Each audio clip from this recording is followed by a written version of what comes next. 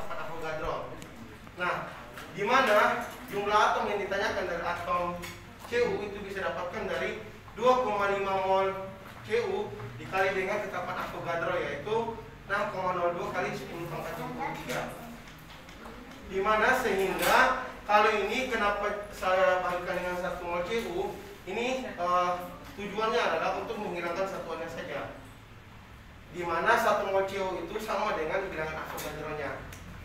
Sehingga kita dapatkan itu nilainya adalah 1,505 kali 10 pangkat 24 atom Cu. Nah, sampai di sini jawabannya sudah bisa benar. Kalaupun mau dibuat lagi biar sesuaikan dengan bilangan Avogadro, yaitu 15,05 kali 10 pangkat 23 atom Fe. Ini kita hanya memindahkan koma sehingga pangkatnya menjadi berkurang. Iya. Pak jangan di atas ya Pak. Ini rumah apanya aja Pak. Ini aja masalahnya soalnya.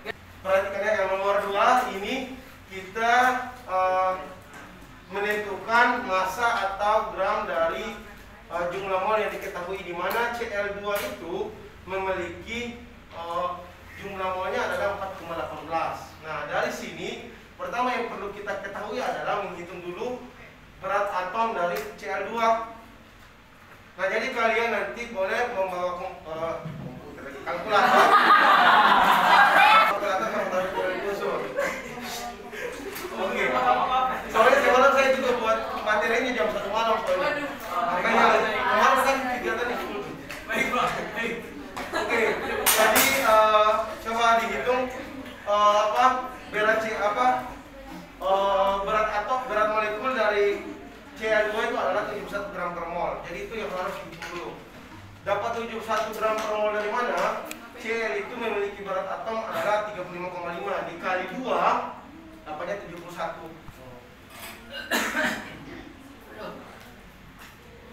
Kalau kecepatan atau apa?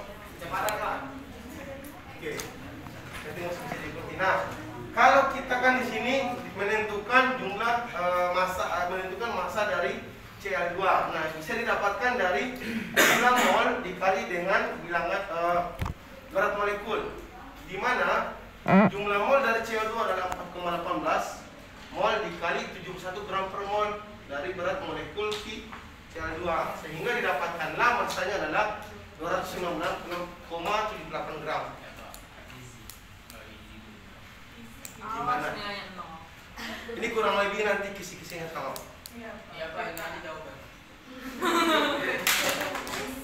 Jadi ini soal nomor 2 ini bagaimana kita mau menentukan berat oksigen di dalam NaNO3, di mana diketahui memiliki massa 5 gram dengan berat molekulnya adalah 85 gram per mol. Nah, ini kebetulan berat molekulnya sudah diketahui. Kemudian kita menentukan berat oksigen dari NaNO3 itu. Nah, ini caranya. Berat oksigen bisa ditentukan dari 3 ini adalah indeks dari oksigen. O-nya ada 3 kan? Iya. Kemudian dikali 16 ini adalah berat atom dari oksigen. Dibagi 85 ini adalah berat molekul dari NaNO3. Coba lihat lagi ada di materi pertama itu ada rumusnya untuk menghitung ini. Kemudian dikali 5 ini adalah massa dari NaNO3. Sehingga bisa dihitung berat dari oksigen adalah 2,82 gram.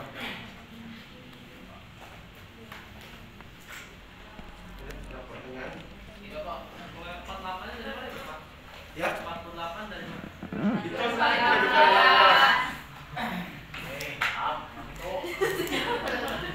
Nanya Dik. Nanya Dik. Jangan nanya Dik. Mungkin Pak. indeksnya kan dari NaNO3 bisa dapat tuh berat Na-nya.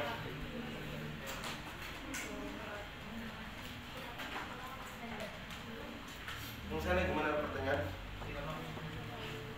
Indeks dari oksigen kan ada 3 ya? Iya. Ini oksigennya kan ada 3.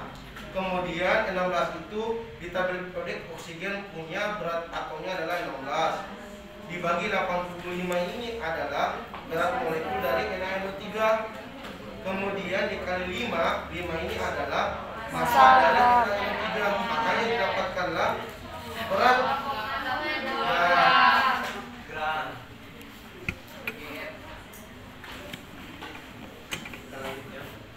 Nah, kalau nomor 3 ini menghitung rumus empiris dan rumus molekul. Sederhana juga. Sederhana.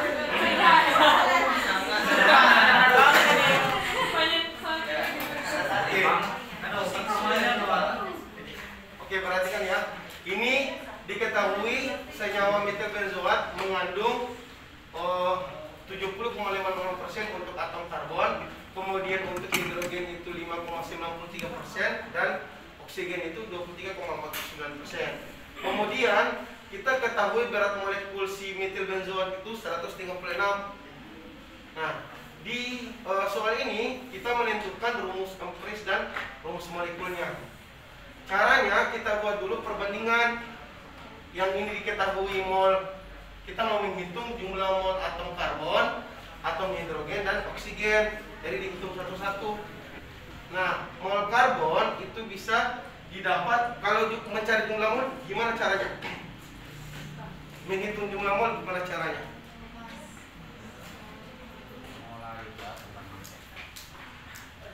Coba gimana cara menghitung jumlah mol? Gimana Jul? Jangan lupa. Jadi jumlah mol bisa didapatkan dari massa atau gram dibagi dengan berat atom atau berat molekul. Nah, sehingga mol karbon bisa dihitung dari massa atom karbon itu persentasenya adalah 70,58 dibagi 12 ini adalah berat atom dari karbon. Nah, hal yang sama juga untuk hidrogen itu memiliki massanya 5,93 dibagi 1 ini adalah berat atom dari hidrogen. Kemudian untuk oksigen memiliki massa 23,49 dibagi 16 ini adalah berat atom dari oksigen. Nah, sehingga kita bisa masing-masing menghitungnya dibagi. Dapatlah 5,88 untuk karbon, oksigennya hidrogennya 5,88 dan untuk oksigennya 5,93. Dan ini untuk oksigennya 1,47. Jangan lihat ini dulu, sampai sini dulu, di atas dulu. Coba dibagi kalau nggak percaya dapat ini hasilnya.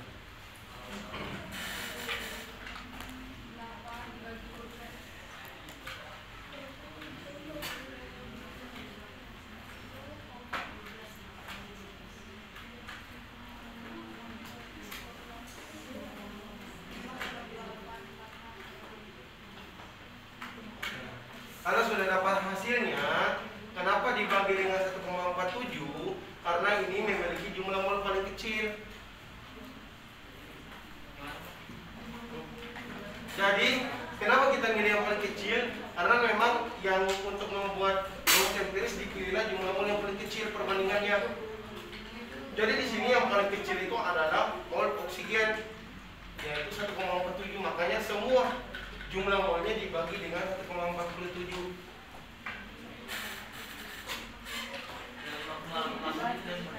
5,88. 70,58 dibagi 12 dapat ini.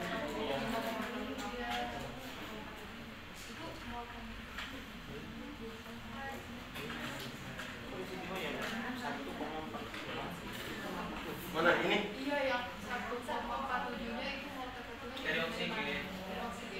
Coba 23,49 bagi 16 dapat ini. Oh iya, cuma 6. Jadi yang paling kecil dia.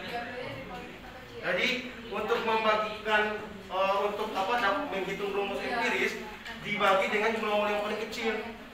Ya. Sehingga 5,88 dibagi dengan 1,47. Begitupun juga dengan hidrogen 5,93 dibagi dengan 1,47. Dan juga untuk oksigen. Nah, kita bagi 5,88 bagi 1,47 dapat 4. Kemudian 5,93 bagi 1,47 dapat 4,034 ini untuk hidrogen, dan untuk oksigen dapat 1, sehingga bisa ditulis rumus empirisnya C4H4 O-nya 1 tapi nggak ditulis.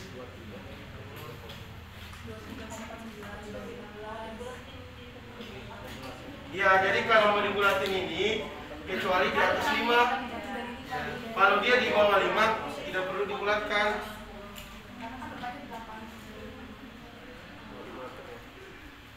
Empirisnya C4H4O.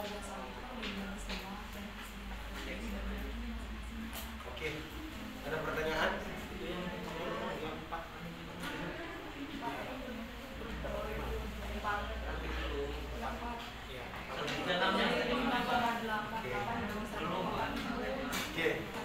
Oke, ada pertanyaan? Tanya aja, kalau misalnya ketika reaksi AgNO3 direaksikan dengan HCl itu memberikan apa? Jawabnya ada AgNO3, AgCl, AgNO3, AgCl, Ag yang lain misalnya AgI. Nah, pasti bila jawabannya kan AgCl kan? Nah, itu salah satu contohnya. Jadi nggak ada hitungan kalau pergi nanti. Pokoknya maksimalkan kalau di esai. Kenapa kisi-kisinya esai? Karena itu paling enak cuman pengertian terus. Misalnya nih,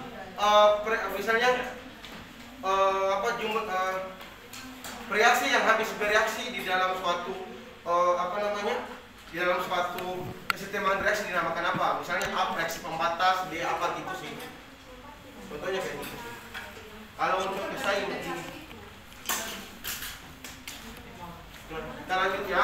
Nah, kalau menentukan rumus molekul itu rumus empiris yang kita dapat C4H4O dikali N. N ini nanti mau kali berapa banyak kita cari N-nya. 136 ini didapat dari berat molekul si metil benzoat yang diketahui. Itu 136. Nah, kita masukkan nilainya. C itu punya indeksnya 4 dikali 12 ini adalah berat atom dari karbon. Kemudian ditambah dengan indeks dihidrogen ada 4 dikali dengan berat atomnya 1 ditambah oksigen punya indeksnya 1 dikali berat atomnya 16. Nah, cara untuk menghitung ini yang perkalian dulu dikerjakan. Jangan 4 kali 16 tambah 4 kali 1 tambah 1 kali 16 nggak dapat ini. Jadi caranya 4 dikali 12 hasilnya 48. Ditambah 4 ditambah 16 dapatlah 68.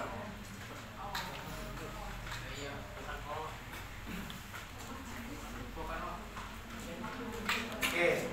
Sehingga kita bisa menghitung nilai N-nya. 136 dibagi 68.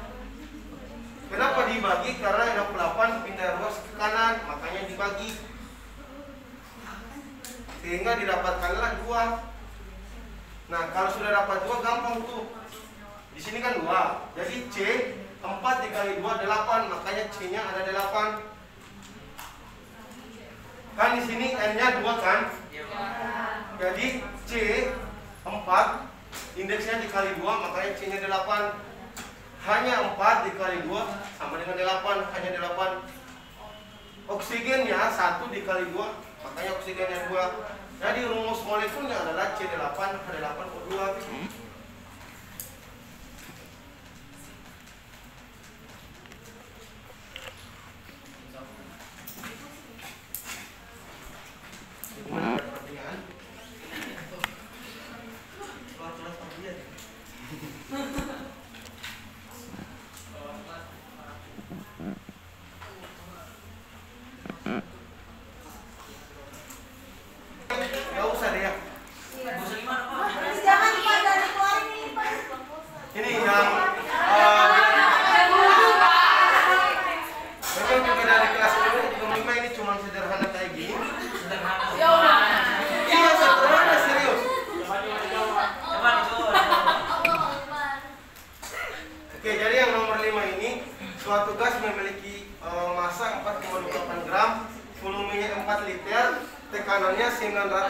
satu suhunya itu 182. Nah, kita menentukan berat molekulnya dari gas itu. Karena ini menggunakan gas, ada kaitannya, kita menggunakan persamaan tetapan gas ideal, yaitu PV NRT itu. Nah, di sini kita ketahui masanya itu 4,8 gram. Ini kita ingat ya, 1 tor itu 0,00132. 1 tor itu 0,00132. Kalau mau dibawa ke atmosfer, harus dibawa ke atmosfer. Kemudian jangan lupa setiap soal yang menanyakan suhu dalam derajat Celcius harus dikonversi ke Kelvin. Nilainya bagaimana untuk dikonversi ke Kelvin? Nilai derajat Celcius ditambahkan dengan 273. Selalu ditambahkan dengan nilai Kelvin ini untuk mendapatkan nilai Kelvinnya yang dikonversi.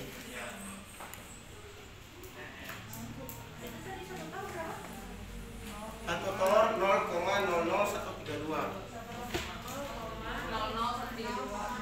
Nanti kalau nggak lagi nanti saya ubah aja ke atmosfer semua deh.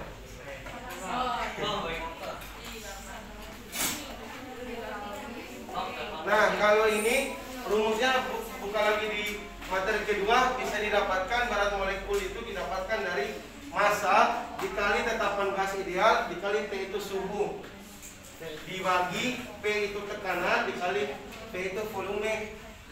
Nah, di sini massanya 4,28 gram dikali tetapan gas ideal. Ingat, tetapan gas ideal itu nggak ditulis. Itu sudah memang paten, nilainya adalah 0,0821. Satuannya liter atmosfer Kelvin min 1 mol min 1. Nah, suhunya itu 455 Kelvin. Ini sudah dikonversi. Bukan menggunakan yang ini ya. Kalau kalian menggunakan yang ini, otomatis hitungannya pasti salah.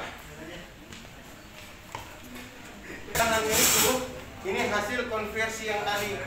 Jadi 1,254 atmosfer dikali volumenya adalah 4 liter. Sehingga didapatkanlah ini dikalikan semua dulu, terus ini dikalikan baru dibagi, hasilnya 31,9.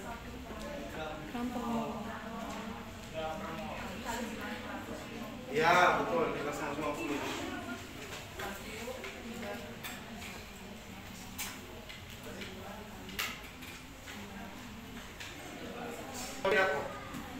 Ini kisahnya kurang lebih ini.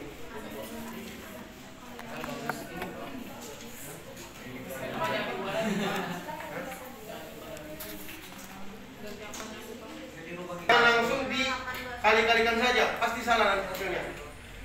Harus ditambahkan dengan 273 untuk dikonversi ke Kelvin dulu. Ingat itu saja sih.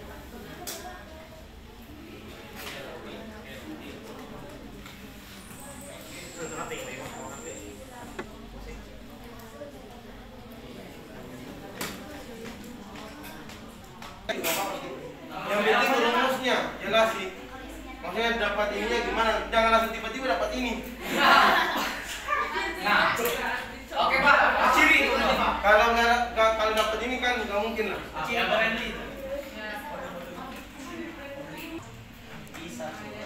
Nah, kalau ini masih ingat ini di stokiometri gas tentang hukum Gay-Lussac ini. Nah, jadi ini kita ketahui tekanannya itu 1 atmosfer. Kayaknya belajar buat lupa. Jadi ini menggunakan persamaan Gay-Lussac. Jadi kita ketahui tekanannya 1 atmosfer, suhunya 0 derajat Celcius. Ingat, di sini suhunya harus dikonversi kan? Iya. Oke. Kemudian volume cuplikan gasnya 1,83 liter. Itu ini untuk tekanan awal tekanan, kemudian ini suhunya 0 derajat Celcius sebagai T1. Kemudian ini volume cuplikan V1-nya. Ya, hukum Carles. Ini Gay-Lussac atau Carles? Ini hukum Gay-Lussac. Coba lihat. Nah, jadi kita ketahui itu tekanannya 1 atmosfer dengan suhunya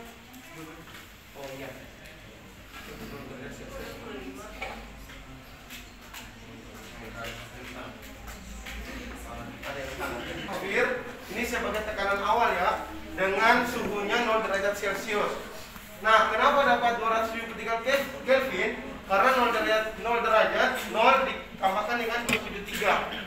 Makanya didapatkanlah 273 Kelvin. Kemudian volume awalnya itu adalah 1,83 liter. Oke, sekarang yang ditanya, jika diketahui tekanannya 1 atmosfer, berarti tekanan yang sama. Jadi ini bisa dipastikan menggunakan hukum Gay-Lussac karena tekanannya sama. Dengan suhu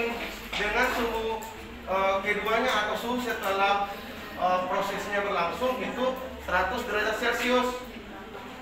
Nah, kita harus konversikan ke Kelvin, makanya 100 ditambah dengan 273, hasilnya adalah 373 Kelvin.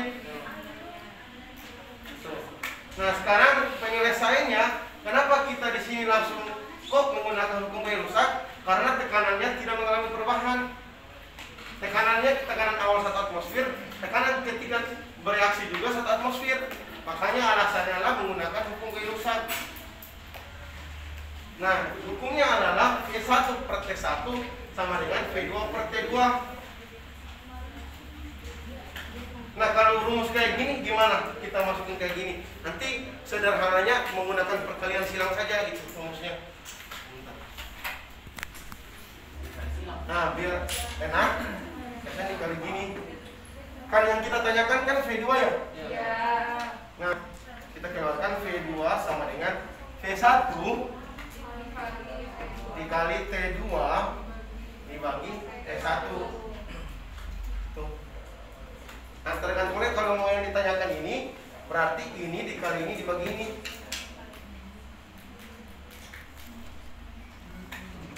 Itu V1 adalah 1,83 liter dikali T2 nya adalah 373 Kelvin dibagi T1 nya adalah 273 Kelvin, sehingga didapatkanlah volume 2 nya adalah 2,5 liter.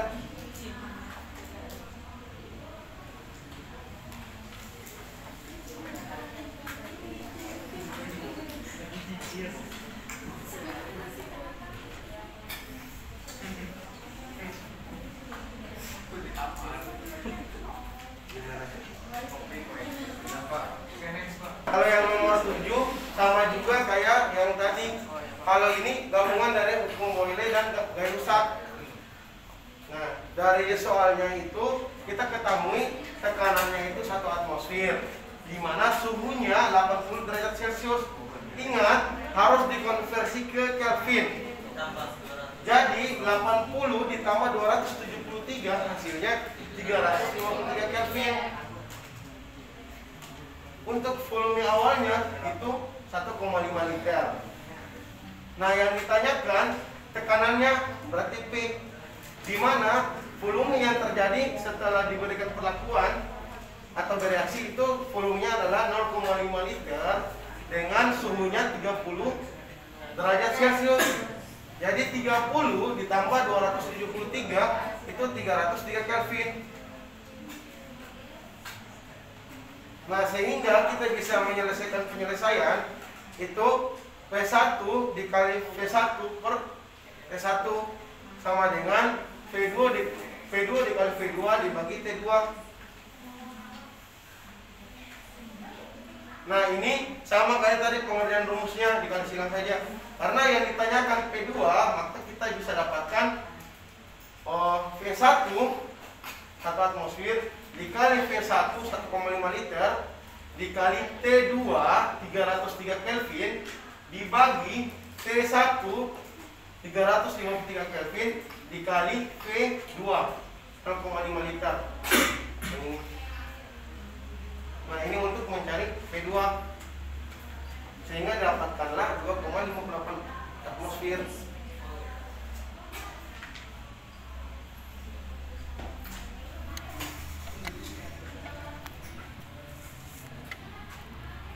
Gimana?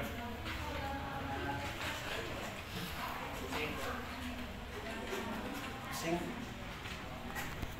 Ya, rumusnya dibolak-balik doang. Ya Allah. Nanti di skip saja yang bagian itu. Kalian hanya menghitung reaksi pembatasnya saja. Saya jelaskan dulu ya. Jadi diketahui di suatu percobaan itu memiliki Fe2O3-nya 5 gram, di mana berat molekulnya 159,94 gram per mol. Kemudian direaksikan dengan magnesium itu 3 gram dengan berat atomnya 24,3 gram per mol. Nah, hasil jumlah Fe-nya ketika ditimbang itu diperoleh 3,14 gram. Ini hasil praktikumnya, penelitiannya. Nah, kita bisa menuliskan persamaan reaksi. Ini kemungkinan nanti angkanya saja yang nanti saya bedakan, tapi jalannya sama sih. Nah, persamaan reaksinya Fe2O3 dalam wujud gas ditambahkan dengan 3 magnesium dalam wujud solid itu menghasilkan 2 Fe dalam wujud solid ditambah 3 magnesium oksida dalam wujud solid. Nah, ini jangan lihat sulit perhitungannya. Ini pertama kalian hitung adalah jumlah molnya dulu. Yang bisa kalian hitung karena jumlah mol bisa didapatkan dari massa dibagi dengan berat atom atau berat molekul. Di sini kebetulan sudah diketahui massanya itu 5 gram dibagi dengan ini untuk Fe2O3.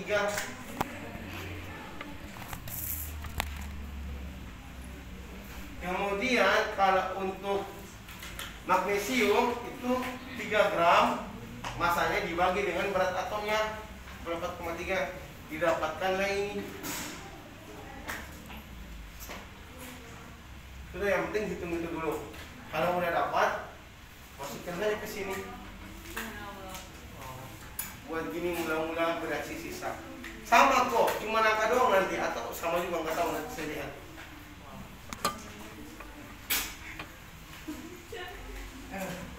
Oke.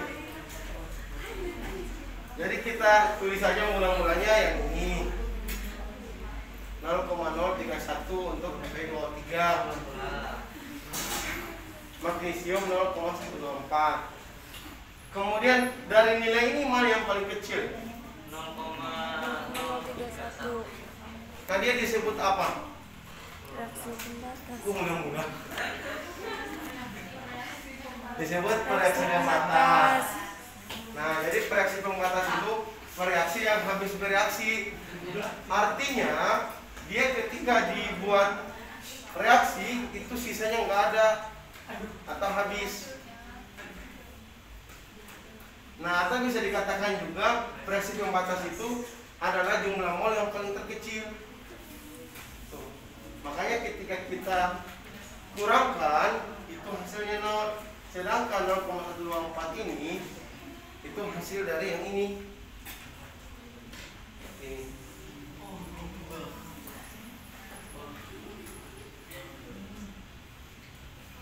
Nah, untuk memasukkan nilai ini itu didapatkan dari ini. Ini sama ini. Ini caranya koefisien magnesium, koefisien yang ditanyakan, kita kan menghitung Mg ya. Itu 3 ini dapat dari koefisien yang ada 3 dibagi koefisien Fe2O3 itu 1. Ada ditulis kan?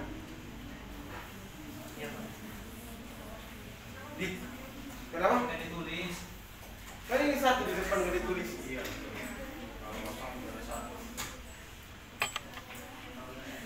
Kalau ini kan 3 koefisiennya. Dikali jumlah mol yang ditanyakan ini, yang reaksi pembatas. Iya. Sampai situ aja. Sampai di sini aja, nggak yang tadi lagi skip. Iya, sampai di sini aja. Yang penting kalian tahu mana yang disebut reaksi pembatas.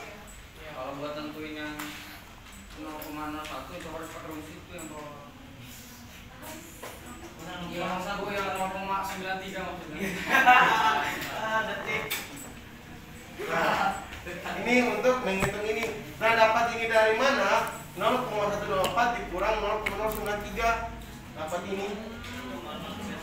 Coba dikurangin.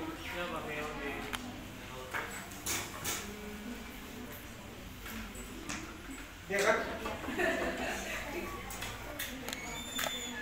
Yang ini didapatkan dari koefisien Fe yang kita cari dibagi dengan Fe2O3 karena ini friksi pembatasnya dikali jumlah mol Fe2O3 untuk friksi pembatas. Dua ini didapat dari Fe ada dua kan koefisiennya kan? Yep. Satu ini Fe2O3 satu dikali 0,031 itu reaksi pembatasnya, maka didapatlah 0,062 di sini bereaksi. Karena ini dikurangkan hasilnya tetap 0,062. Gitu aja guys.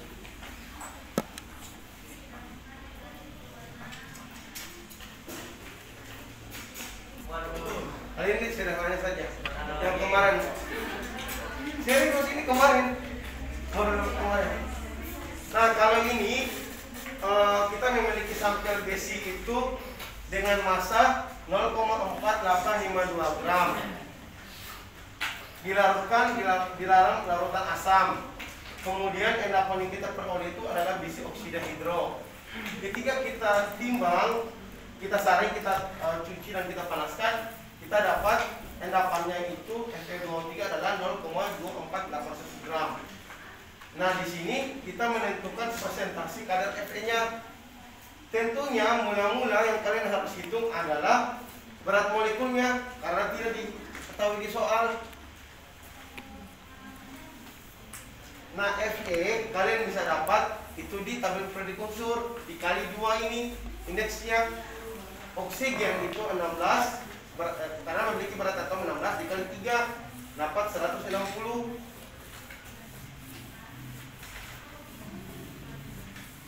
Nah, cara menghitung faktor gravimetri ini dari berat atom Fe yang ditanyakan dibagi dengan si senyawa Fe2O3 dapatlah 0,35 faktor gravimetrinya.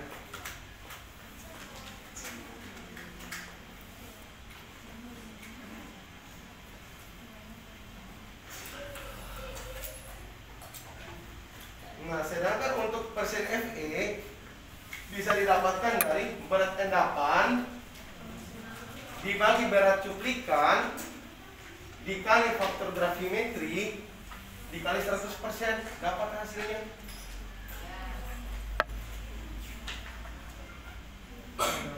Ini berat endapan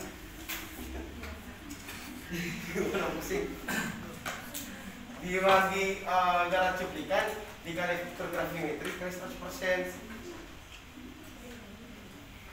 Yang sampai saat ini belum paham menghitung berat molekul siapa atau masih bingung gitu. Nah itu dikuatin dulu nanti. Berat molekul dulu ya. Iya, dihitung dulu berat molekulnya.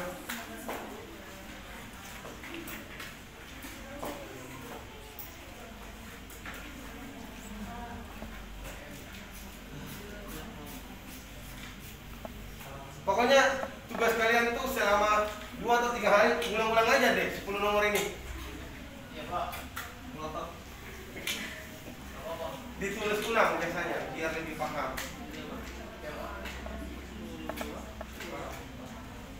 Nah nanti kita bisa dapat ini presentasinya.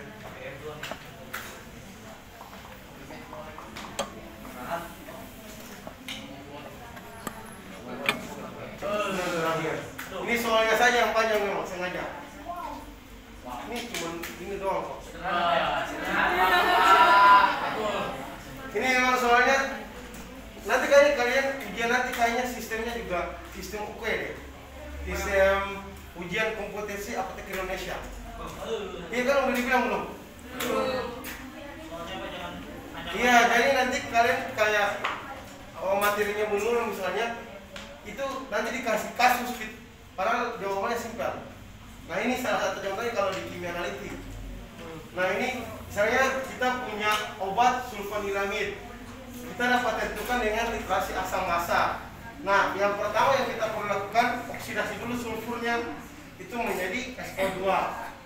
Selanjutnya SO2 yang kita dapat itu kita uapkan dengan menggunakan hidrogen peroksida sehingga menghasilkan H2SO4.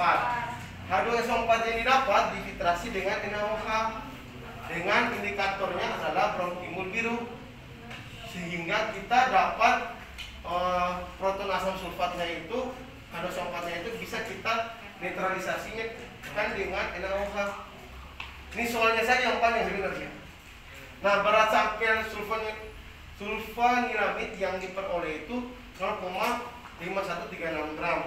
Dengan konsentrasi NaOH yang digunakan ketika untuk titrasi itu 0,1251 molar. Volume yang dipakai di titrasi itu sebanyak 48,13 ml. Nah, di sini yang kita harus tentukan persentase kemudian sulfanilamidnya, si obatnya.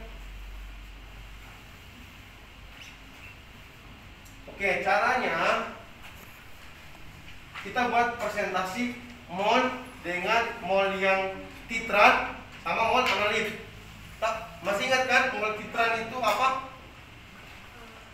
Mol titrat itu yang diburet kan? Ya. Mol yang sudah diketahui konsentrasinya itu disebut dengan titrat. Sedangkan analit itu yang mau kita tentukan konsentrasinya kan? Volumenya. Nah, di sini titratnya NaOH, analitnya H2O4. Kita buat perbandingan. Kalau 1 mol NaOH sama dengan 1 mol H2O4. 1 mol NaOH di 2 kali mol H2O4 karena 2 kali proses titrasi. Jadi ini cuma perbandingan saja sih sebenarnya. Gak usah dipusingkan perbandingannya. Yang pastinya di sini kita menggunakan mol NaOH 2 kali, artinya sulfanilamidnya itu kita lakukan titrasinya 2 kali. 2 kali molnya. Nah, bagaimana cara menentukan mol? Itu bisa didapatkan dari M kali V. Masih ingat rumus molaritas tidak? Lupa Pak. Dengan N per V. M itu molaritas, N itu jumlah mol, V itu volume. Itu yang kita ketahui jumlah mol kan? Makanya mas N sama dengan massa dikali volume. Tuh. Jadi intinya jumlah mol ini yang paling penting nih dipahami. Karena apapun nanti perhitungannya pasti ditanyakan jumlah mol sih. Yang sebelum-sebelumnya jumlah mol ini bisa 2 cara kita dapatkan. Pertama dari molaritas dikali volume. Kedua, jumlah mol bisa didapatkan dari massa dibagi berat atom atau berat molekul. Ini 2 cara menghitung jumlah mol. Bisa dengan diketahui molaritas kali volume atau massa dibagi dengan berat molekul. Makanya itu kita bisa hitung tergantung soalnya. Massa sulfanilamidnya bedanya diketahui. Nanti kalian coba hitung ini. Ini apa? BN dari sulfanilamid itu panjang banget tuh, C6, H4, N2, O2S. Punya rumus ininya ini 168 berat molekulnya. Jadi yang rumusnya itu yang saya jabarkan itu bisa kalian hitung massa dikali volume dikali berat molekul dibagi 2. 2 itu 2 kali tadi tuh. Intinya nanti sama ini ya, cuma saya ubah angkanya kok. Ini massanya, massa lagi. Molaritasnya 0,1251 mol per liter. Volumenya, ingat volumenya ini di soal dalam mililiter, harus dibawa ke liter. Jadi 1 liter itu 1000 mililiter. Dibagi ya ini 48,13 bagi 1000. Dapat ini 0,04813 liter.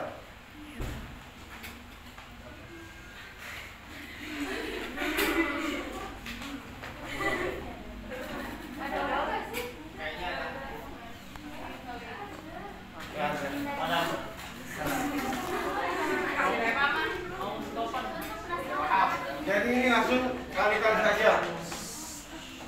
Molaritas dikali volume dikali berat molekul dibagi 2. Dapatlah ini. Nah, persennya kalian yang sudah didapatkan ini dibagi dengan yang tadi diketahui ini 0,5136 ibarat yang sudah diketahui dikali 100% dapat ini.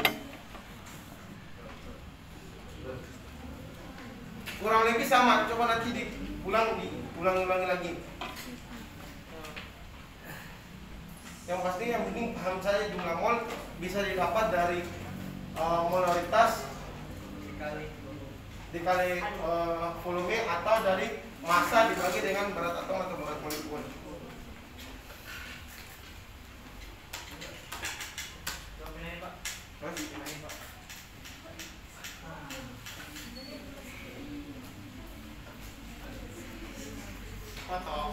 Bukan di sini saja untuk perhitungannya.